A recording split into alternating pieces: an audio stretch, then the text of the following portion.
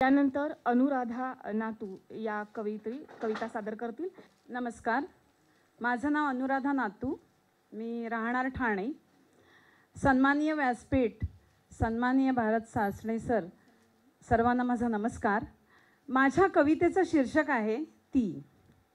स्त्रीची प्रतिमा कशी साकारत गेली आणि तिची प्रतिमा कशी उच्च होत गेली याचं वर्णन मी माझ्या कवितेमध्ये केलेलं आहे। तिला कसलं अस्तित्व पण होतं हळवं मन, जपत होती स्वत्व, जगाचं दुःख करत होती सहन।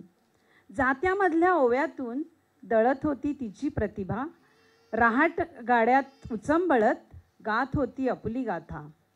उंबरठ्यातलं स्मरण, भाकरीगत चवदार जीवन, थांग पत्ता लागत नव्हता, वाटायचं होतं मूक बहिरं मन।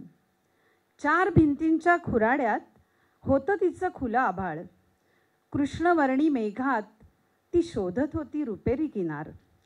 काचेचा चंद्र कधीच नको होता तिला सोबत, काचेचा चंद्र तिला कधीच नको होता सोबत, तरीही सामील व्हावं लागलं कठपुतळी खेळात।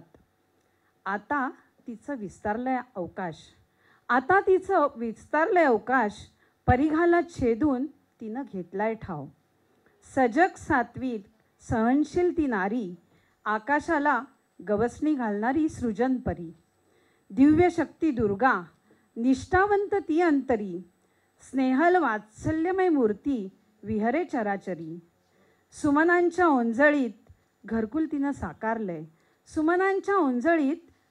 तिनं साकारलंय, मनाच्या शिंपल्यात अतूट नातं गुंफलंय। प्रश्न असतात अनंत, येतो झंझावात, तरीही उत्तर शोधायचं तंत्र तिनं केलंय